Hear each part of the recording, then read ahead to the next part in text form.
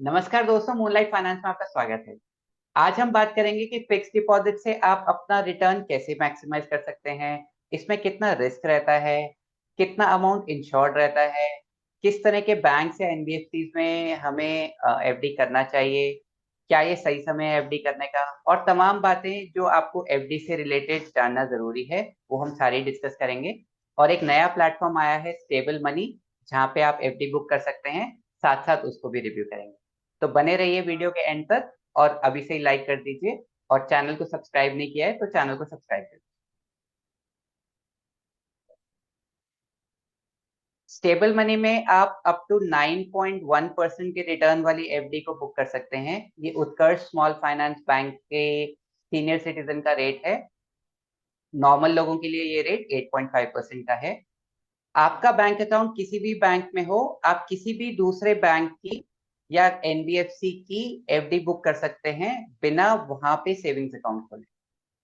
अगर आप 25,000 तक की या उससे ज्यादा की एफडी बुक करते हैं तो आपको फर्स्ट बुकिंग पे 250 रुपीज का अमेजोन वाउचर भी मिले।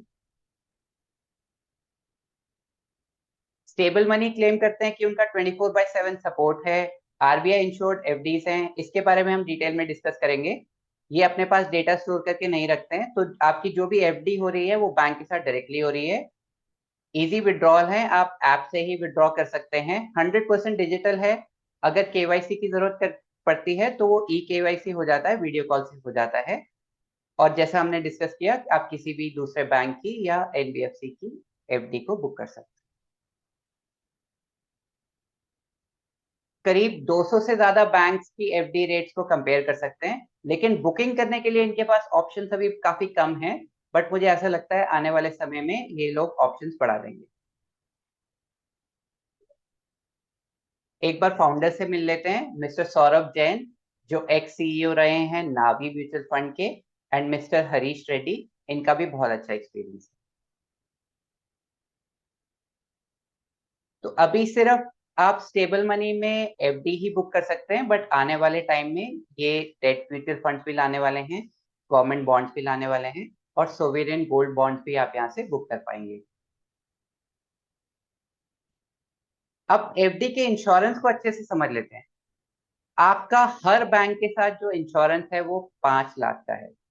ये आपका टोटल है, सेविंग्स अकाउंट का, करंट अकाउंट का, एफडी का, प्रिंसिपल, इंटरेस्ट, सब कुछ मिला मिलू के अगर बैंक को कुछ होता है तो आपको 5 लाख रुपए तक वापस मिलेगा।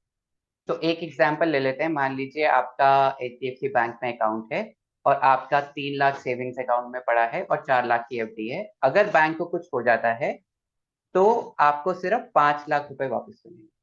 तो आपको करना ये है, आपको ये देखना है कि एक बैंक में मेरा एक्सपोजर 5 लाख से ऊपर का ना हो, in terms of all the investments. तो अगर मैं किसी नए बैंक में एफडी करता हूँ तो मैं 4 लाख या 4.5 लाख इस रेंज में करता हूँ, ताकि मेरा जो मेच्योरिटी अमाउंट है वो 5 लाख से ऊपर ना हो, ताकि मुझे पूरा पैसा वापस मिल जाए जस्ट इन केस उस बैंक को कुछ होता है। एनबीएफसी और कॉर्पोरेट एफडीज में कोई इंश्योरेंस नहीं होता है। अच्छा, अगर आपको मान लो 15 लाख 20 लाख करना है तो आप अलग अलग बैंक्स में कर सकते हैं। तो आपका जो इंश्योरेंस वैल्यू है वो 5 लाख पर बैंक है। तो अगर आप मान लीजिए आपके पास 4.5 लाख का एफडी है एचडीएफसी बैंक में, 4.5 लाख का एफडी है आईसीआईसीआई बैंक में, और मान लीजिए दोनों बैंक्स में कोई प्रॉब्लम हो जाती है तो आपको दोनों बैंक से पूरा पूरा अमाउंट मिल जाए। अब एफडी कहाँ करनी चाहिए? मैं बैंक्स प्रेफर करता हूँ। कॉर्पोरेट एफडीज भी अच्छा रेट देती है, लेकिन उसमें प्रॉब्लम यह है कि आपको थोड़ा सा कॉर्पोरेट को देखना होता है कि इसके पास पैसे भी हैं, अच्छा रेवेन्यू आ रहा है इसका, कल को कुछ प्रॉब्लम तो नहीं हो जाएगी। तो अगर मुझे किसी कॉर्पोरेट का फंडामेंटल एनालिसिस ही करना है तो मैं उसका इक्विटी या उसके शेयर नहीं ले लूं। तो एफडी मैं इसलिए करता हूँ ताकि मेरा अमाउंट सेफ रहे, तो मुझे उसमें किसी तरह का रिस्क नहीं चाहिए, इसलिए मैं बैंक को प्रेफर करता हूँ। और क्रेडिट कॉर्पोरेट सोसाइटी एफडीज तो मैं कंप्लीटली इग्नोर करता हूँ।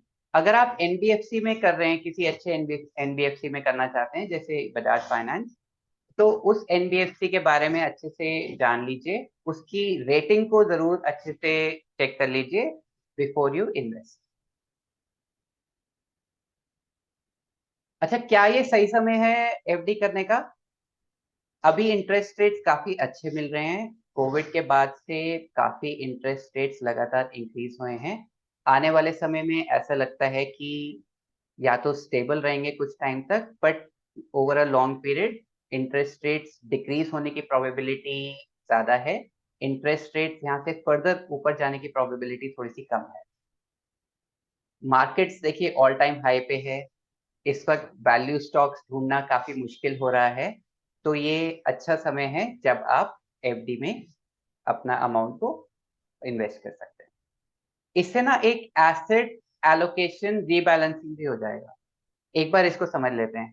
मान लीजिए आपने डिसाइड किया था कि मेरा 50% इक्विटी में रहेगा और 50% डेट में रहेगा, ये मेरा एसेट एलोकेशन है। अब क्योंकि स्टॉक्स बढ़ गए हैं, तो हो सकता है आपका एसेट एलोकेशन 55% हो गया हो इक्विटी में और 45% रह गया हो डेट में, अगर हम पूरा पोर्टफोलियो देखें तो इस वक्त अगर आप एफडी में इन्वेस्ट करते हैं अपना पैसा, तो आपका एसेट एलोकेशन रीबैलेंसिंग भी साथ साथ हो जाएगा। आप धीरे धीरे वापस 50-50 पे आ सकते हैं अगर आप इस वक्त डेट में इन्वेस्टमेंट स्टार्ट करते हैं। एक बार डेट इन्वेस्टमेंट्स के रिस्क को जान लेते हैं। एक तो है इंटरेस्ट रेट रिस्क। देखिए अभी मान लीजिए आपने 8.5% पे एफडी कर दी, तो अगर इंटरेस्ट रेट नीचे चला जाता है तो कोई बात नहीं। लेकिन अगर इंटरेस्ट रेट यहाँ से फर्दर ऊपर चला जाता है, मान लीजिए कल को यही सेम बैंक सेम एफडी पे सेम 10 ईयर पे 9.5 का इंटरेस्ट रेट ऑफर करता है, तो वो जो इंटरेस्ट रेट बढ़ गया अब, बट क्योंकि आप तो लॉक इन हो गए 8.5 पे, तो वो थोड़ा सा लॉस हो गया आपको। तो उसको कहते हैं इंटरेस्ट रेट रिस्क। बट यहाँ से इंटरेस्ट रेट बढ़ने की प्रोबेबिलिटी थोड़ी सी कम है। आने वाले टाइम में थोड़े टाइम के बाद जब स्टेबल हो जाएंगे रेट्स, तो ऐसा लगता है कि इंटरेस्ट रेट नीचे जाने की प्रोबेबिलिटी थोड़ी सी ज्यादा है। क्रेडिट रिस्क, जहां आपने इन्वेस्ट किया है, अगर वो फेल हो जाते हैं या वो भाग जाते हैं, तो वो आपका क्रेडिट रिस्क है। तो उसको कवर करने के लिए जैसे हमने डिस्कस किया, आप अपना टोटल एक्सपोजर एक बैंक के साथ 5 लाख तक का ही रखिए।